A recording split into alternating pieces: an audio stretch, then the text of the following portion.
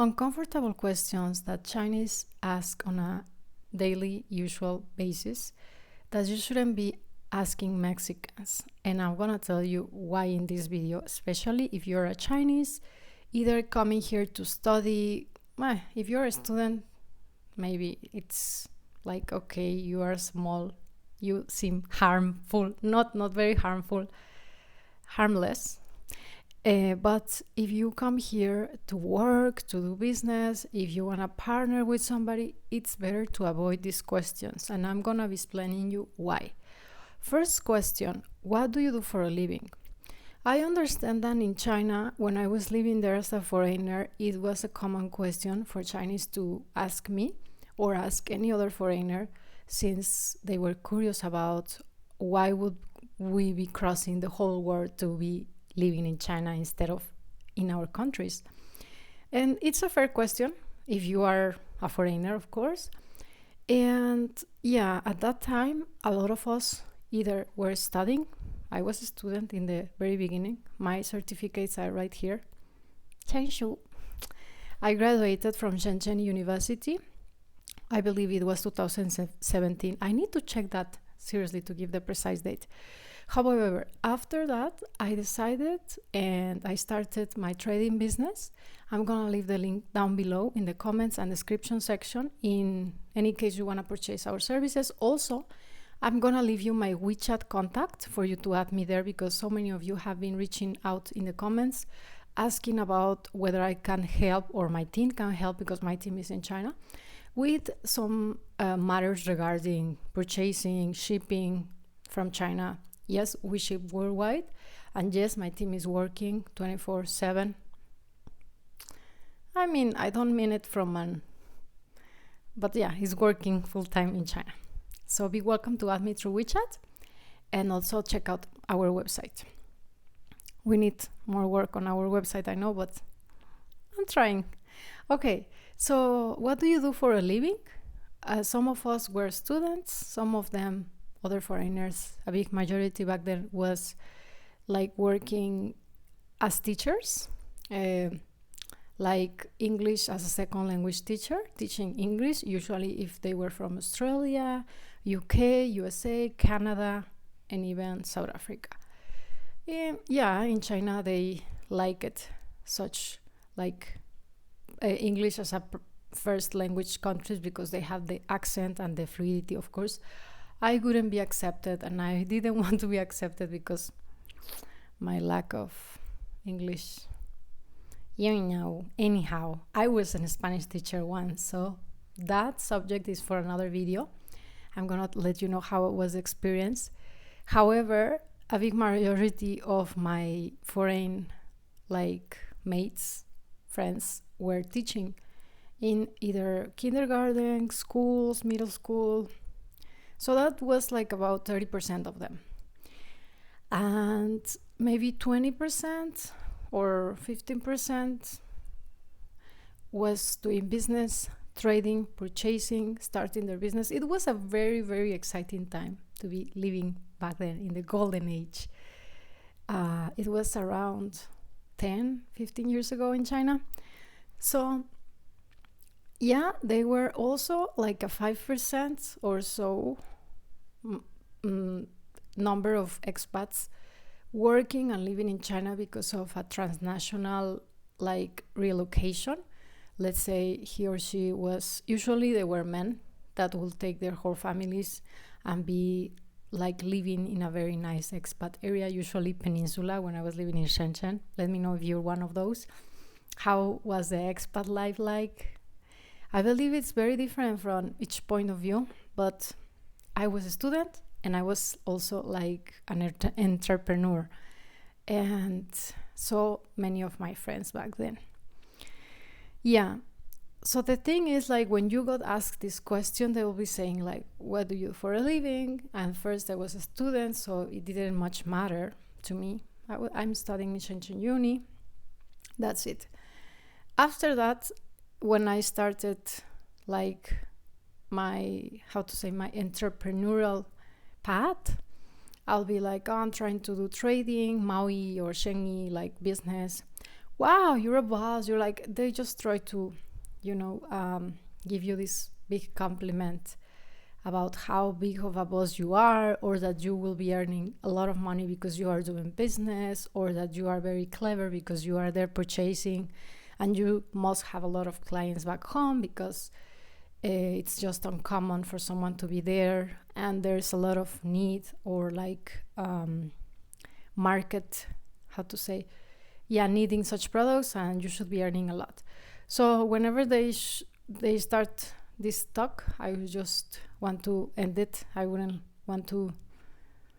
Sometimes, I mean, I understand that they always try to compliment, over compliment, or even exaggerate. Wow, you're a big boss. Wow, your English is so good. However, and for the English teachers, I guess there was no problem. Okay, I'm an English teacher, that's it.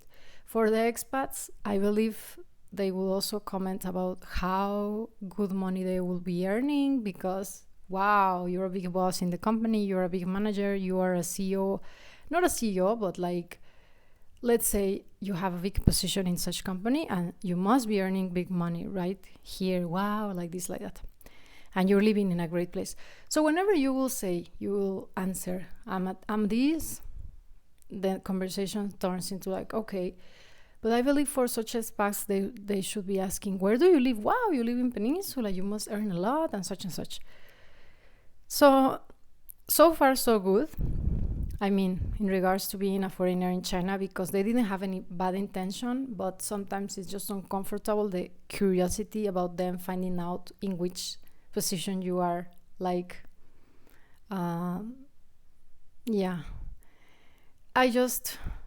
it's okay, but sometimes it's just annoying, maybe for some. Okay, so where is the thing in Mexico?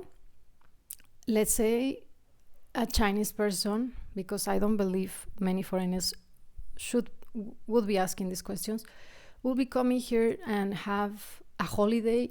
Let's say he's in a 5-star hotel in Cancun and he just happened to be friends with a person in the pool. In that regard, maybe it's okay to disclose your information about what is that you do for a living.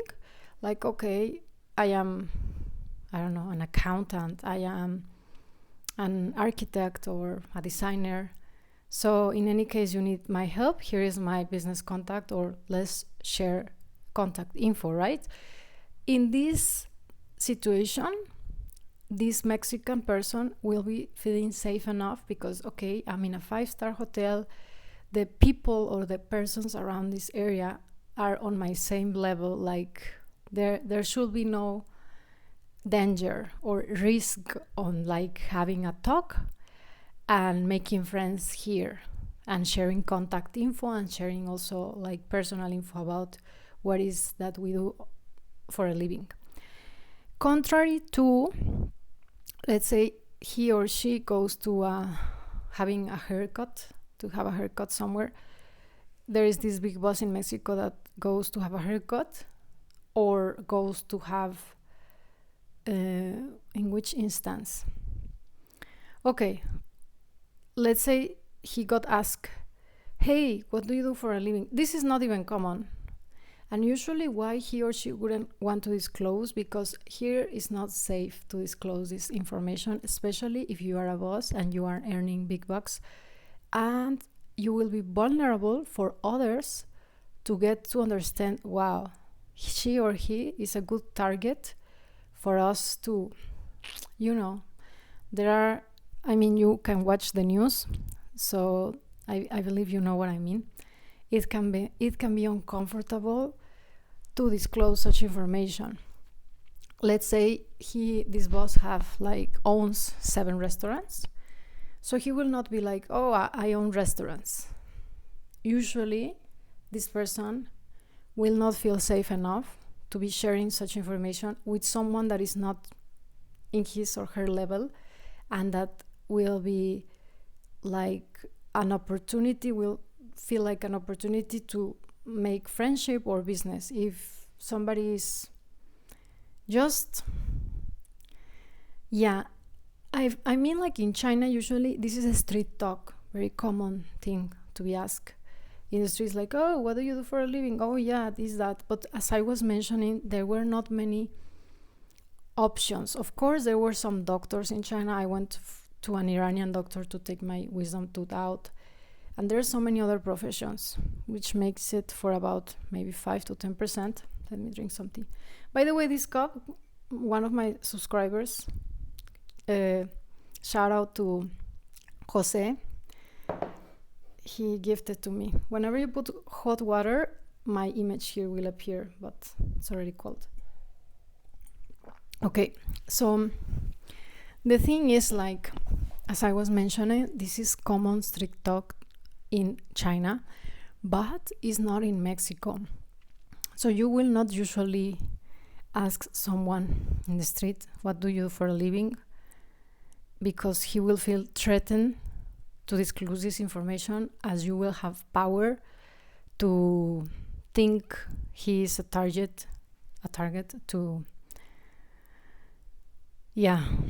it's very vulnerable information, unless you are on a situation, on a circumstance that allows it, let's say networking, business, such and such. Am I being clear with you? So this leads to the second uncomfortable question, which is how much do you earn? Usually this is also common talk for China. Like, what is your income? How much you earn in your job, in your business? I'm saying this because when I was living there, I will listen. Usually when I'm sitting in Starbucks, every talk it's about numbers, like E1, E by 1, G by 1, like always. Also, when I was in the market, they will be sharing info about, like, wow, this month business was so bad. I just earned like whatever thousands. And I was very curious about how they will be sharing such information with their colleagues, with their own competition, with the shop just next to them or in front of them, or just like, you know how whenever you go to markets in China, there are so many cubicles just like stands one after another. And each one of them is just competing for clients passing by. But they are very, I don't know to which, to which extent this info is sincere, but they were always sharing information about numbers regarding how much they pay of rent, how much they earn a month, how much was the income. So this question is not considered polite in Mexico, and if you don't know the person very well, unless, let's say, you come for a position, let's say you are in customer service, as I was previously telling of this girl, she will be disclosing to me this info because, first of all, I wanted to also get help from her. But if you are also, let's say, working in the same position, it's okay for colleagues to talk about each other incomes. But you wouldn't ask this, and people will be very, very discreet about this info, because the more they earn, the more vulnerable they will feel about this info, disclosing this info, because once again, they feel they are one good target for you to, they will be in danger, in risk. Yeah, Mexico is not such a safe country, so this is why. So it's better you avoid this question. They will also ask how much you pay in rent. This was a very common question which I got asked so many times, about how much you pay in rent for your apartment in Shenzhen. Back then I used to pay 5,500, and I will be telling them my friends were paying like 3,000, 2,000. So we will be discussing or sharing. I was not used to this, but it was common for them. Sometimes I felt, or I feel even now, that Chinese ask these questions. If they don't get to ask how much is your income, they will be asking what do you do for a living and how much you pay of rent, just to get enough information to kind of themselves figure out, like, where are you standing in regards to like living status, or like how much will be your income if you're paying this much of rent. Oh my God, like this and that. Yeah, if you're living in a very nice apartment, you should earn good money and such and such. So Mexicans would not like to share this info, like how much you pay of rent. is not a very pleasant question, because let's say I pay like very little of rent or small money, I will also feel kind of ashamed that you're gonna judge me, that I'm not living in a good place. Or if I'm earning little money, I will also feel vulnerable to your judgment and critics of how come I'm earning such little income. So I guess whenever you have big numbers to share, it's like, wow, I'm earning this much. But if you're not, then it's uncomfortable also to share this info. And once again, even if you're earning a lot, it's not safe to be sharing this info. Okay? So another thing is like, yeah, this comes again with also you are very discreet of like your living location, whereas China, it's common to say I'm living in that place, and usually places have like baoan or guards, so it's quite different because of everything comes back to safety issues. So therefore we are more, how to say, reluctant to disclose such information. Another question is, how old are you? This question,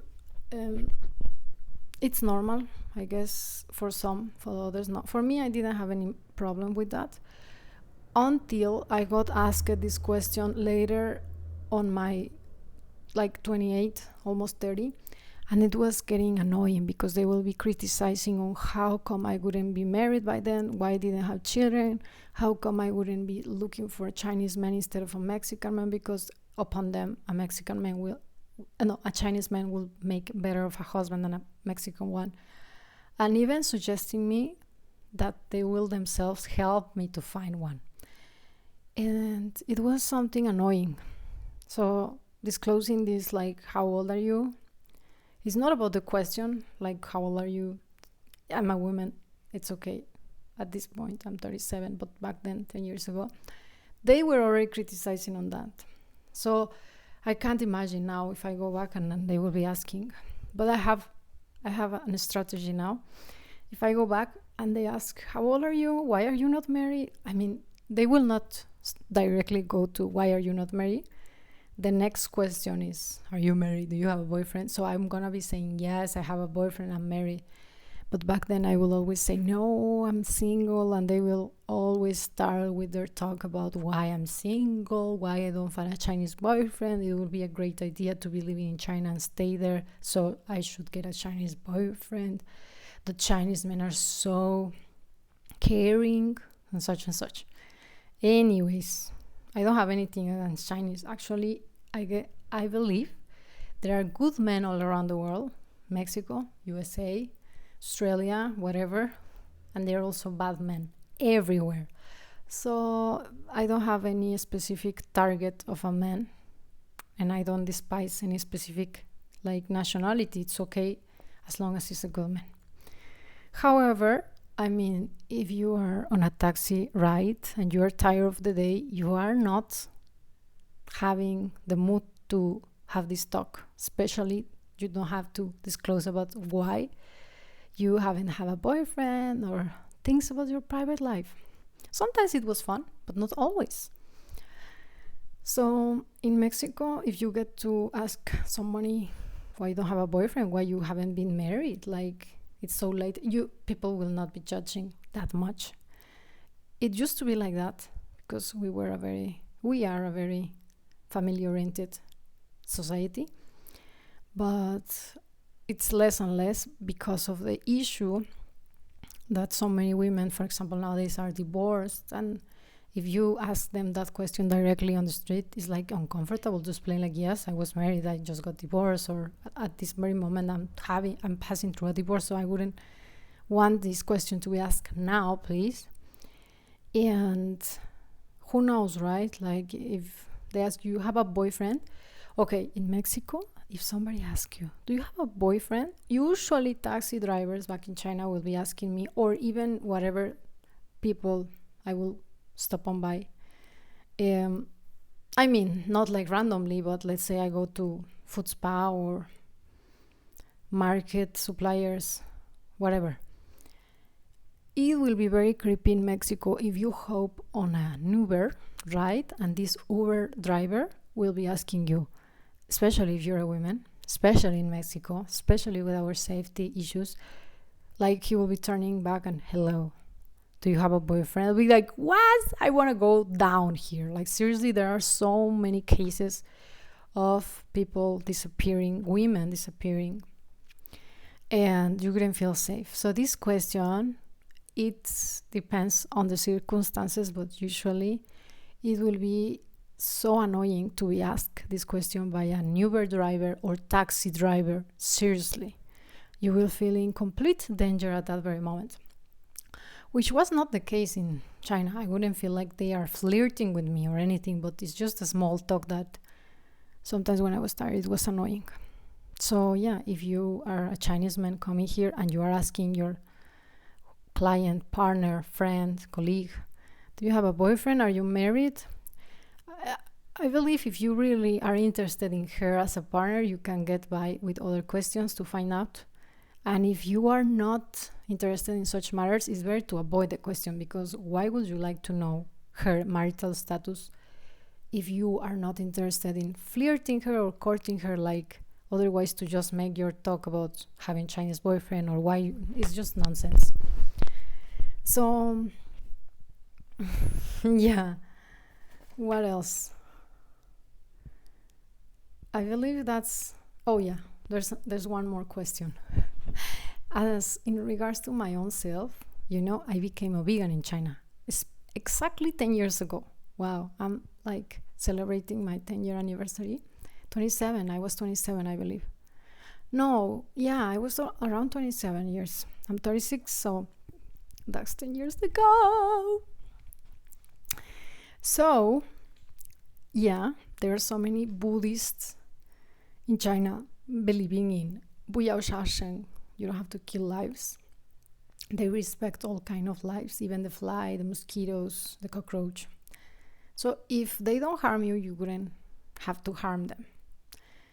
And there are so many Buddhist vegan restaurants, as you can see in my channel. Previously, I recorded and published many videos because I really like it to, share with you guys that there are possibilities, endless possibilities to eat vegan, delicious food in China. But in the counterpart, there are so many Chinese that are unaware of this, which is very weird because a big majority of them, they get to know what is Buddhism, but they don't understand why I don't eat meat as a Mexican. Like, or even sometimes they will be like, are you Buddhist? Why you don't eat meat? Mexicans always eat taco, like gyro yuan, because I believe KFC introduced this gyro yuan culture, like how to say chicken taco in KFC, and they will be like, why? KFC told us, you guys, you Mexicans eat like chicken taco, why you wouldn't eat meat? That's so weird. Why you don't like meat? It was just such a pain. Anytime, I mean, at times it was okay, but whenever I answer this question, more questions will be asked, or not just questions. If you're coming from a point of curiosity and really interested in the subject of perhaps learning more about why is that I don't eat, and you would like also to, get to know more, perhaps you can also implement this diet because of health reasons or whatever, it's okay. But usually that was not the case, and it was the opposite. I will be judged, criticized for such habits. And it's so weird because they themselves have a big population. I believe the population of Mexico, or I read that, or correct me in the comment section, is just the same population of Buddhist vegan eaters in China. I mean, vegans in China. And most of these vegans is because of Buddhism. So it's so weird. Like, you are living there, like a big part of the population there is eating vegan, is because of these reasons, but you are unaware of the vegan diet or the health benefits or the reasons. So yeah, As far as I heard, China is one of the biggest vegan populations around the world. Not the biggest, largest, sorry. Maybe it's India or Israel, I don't know. However, yeah, this question at times it will get uncomfortable on me because I will feel it's never ending. Why you don't eat meat, where you get your protein from. But it's not about they caring for me. It's about just want to judge me like it's not healthy, you should eat a little bit, like this and that. And I'm like, I'm over it. So in Mexico, yes, we have some vegans now. And if you come here, please avoid asking them why they don't eat meat, unless you are authentically interested in getting to know the reasons and also start a vegan diet. Otherwise, just research YouTube, ChatGPT, Google, where they get or where we get the protein from and why is that we eat like that, and just avoid saying anything like that's not healthy, it's better to eat meat, you in Mexico should be eating meat, what about the Giro Yuan, the KFC taco and such, okay? We have our own vegan taco versions and they're delicious. So that's it for today. Give this video a thumbs up if you enjoy it, and also let me know in the comment section what are your thoughts regarding this subject. If you are from other countries around the world, what do you think about these uncomfortable questions? Please.